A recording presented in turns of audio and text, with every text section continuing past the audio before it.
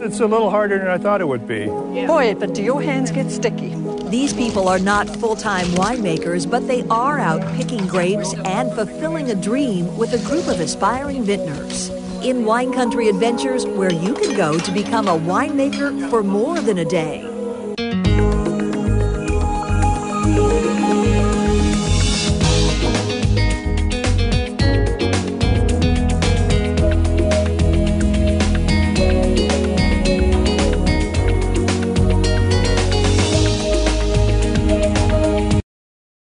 Hello and welcome to Wine Country Living. I'm Mary Babbitt. We'll show you more of this amazing property and meet the owners a little later in the show.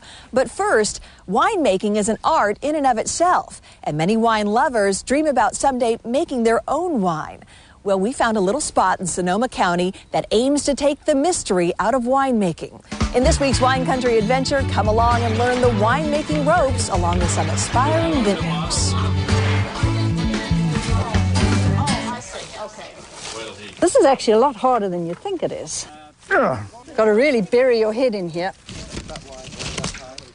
The grapes are ripe for the cutting at the Raymond Burr Vineyards in Dry Creek Valley, and these aspiring vintners are out to learn what it takes to make wine. Refractometer is going to measure the bricks. For bricks, that means sugar. That's sugar in the grapes, which determines the alcohol level in wine. Are there certain types of clusters that you don't pick because they either have too many dried up grapes on them? But if it's red and you got a few raisins in there, that's okay. Winemaker Graham Parnell is the teacher in this outdoor classroom. Okay, who left behind this bunch? That's another 2 drops of wine, you know. The lesson starts in the fall with 2 days at harvest. Here's my contribution. And ends in the spring with 2 more days of bottling. The adventure begins at the Hope-Merrill Inn, nestled in Geyserville in Sonoma County. But don't expect a lot of R&R. This is a working vacation. Boy, your hands get really sticky in this. Yuck. It's a little harder than I thought it would be. Corrine Moore and Pete Smith are business partners with a shared home winery in Amador County in the Sierra foothills. Look, lots of grapes. They're here to sharpen their beginning winemaking skills. There's an auger in here, stainless steel auger, and the grapes drop into here. We put the grapes in. This is a crusher destemmer. The first time we did it, though, we actually manually picked the stems off and crushed by hand. So this is definitely a step up. On your marks, get set, go.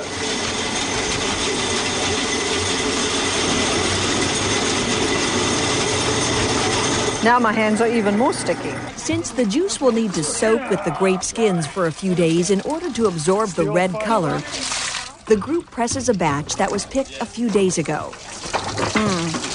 That's so good.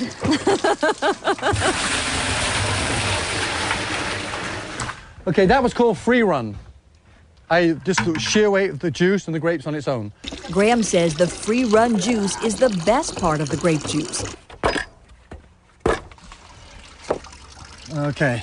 As pressing begins, whoever wants to get started in here, the juice will become darker. This is a good workout. I don't need to go to the gym today.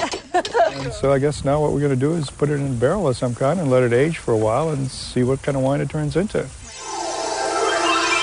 Welcome back to the spring festivities that we're going to do bottling and corking and capping and blending. So get our palettes ready, have a good time and pick out the blend you want. Okay, so this is 50-50. 50 Chenin Blanc, 50 Sauvignon Blanc. Is everybody happy with this? That's what we did, yeah. Okay, well, this is good. After blending their whites and reds, it's time for the bottling line.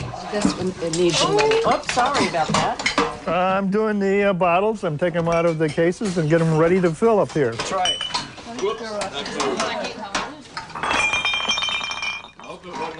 Okay, Well, I'm taking bottles out, putting bottles, giving him a bottle, and then putting the cork in the little hole so that he can punch it into the bottle. This is the hard part, doing it just perfectly. There we go. Minor crease in there. A little distinctiveness here. People walk out of here having gained the knowledge at whatever level. It's a pretty basic level at this point, from picking grapes and destemming, crushing, which we saw in September, and then coming back in and blending and bottling and corking. Each couple takes home 2 cases of wine with their personally designed label. NBC11.com/WineCountryLiving has more about the Hope-Merrill Inn, where lodging and meals are included in the event price, and how you can become an aspiring vintner. Stay with us. There's a lot more to come on Wine Country Living. Up next.